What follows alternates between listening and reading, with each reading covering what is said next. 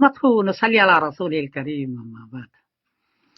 حضرت مولانا حسنین بقائی صفوی صاحب دعوت برکاتہم کی ایک کلپ گزری، انہوں نے دیوبندیوں کو چیلنج دیا ہے کہ تقویت الایمان پر ہم مناظرہ کرنا چاہتے ہیں۔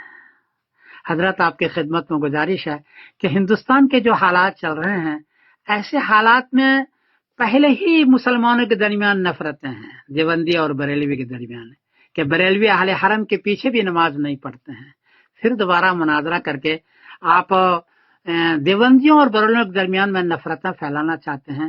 یہ ہندوستان کے حالات کے اعتبار سے اچھے نہیں ہیں، ابھی تو مل کر کام کرنے کی ضرورت ہے، ایک گزارش تو یہ ہے۔ دوسری بات ہے کہ تقویت الایمان یا اور بھی جو عبارتیں ہیں میں نے اس کو دیکھی ہے، اس میں مبہم عبارت ہے، اس کا آپ حضرات نے غلط ترجمہ پہنایا ہے، غلط معنی پہنایا ہے، تقریباً 40 عبارتیں ہیں وہ، اور اس کی وجہ سے دیوبندیوں کو گستاخ رسول اور کافر قرار دیا۔ آپ اصلی کتاب کو دیکھیں، وہاں وہ عبارت نہیں ہے، وہ مطلب نہیں ہے جو آپ نے پہنایا ہے، آپ دوبارہ دیکھیں حضرت وہاں۔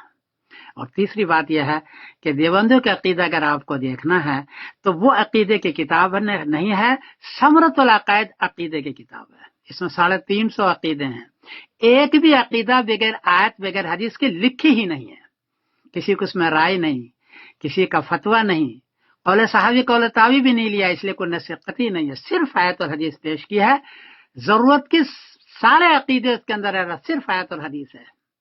ایک عنوان میں دیتا ہوں جس میں دیکھیں کہ آیت اور حدیث کی کتنی فرمار ہم نے کی ہے۔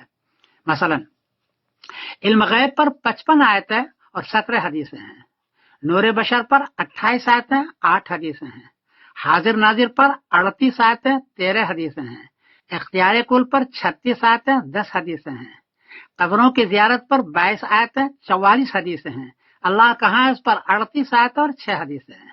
صرف آیت اور حدیث ہے حضرت، اور آیتوں کی بھرمار ہے۔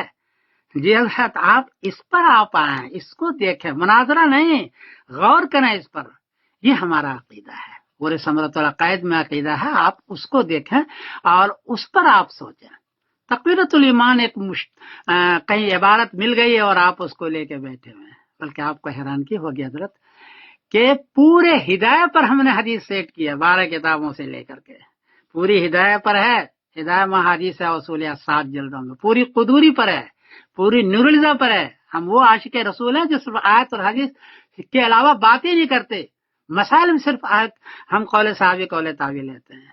اس لیے ایسے حالات کے اندر آپ مناظرہ کر کے اور نفرت نہ پیدا کرنا مجھے لگتا ہے کہ اچھی بات نہیں ہے۔ آپ ہماری کتاب ثمرۃ العقائد کو دیکھیں، اور اعتراض کرنا ہو تو سیاہ ستہ کی صرف حدیث لانی ہے یا آیت لانی ہے، صراط النص، پھر اعتراض کریں گے میں انشاءاللہ تبدیل کر دوں گا۔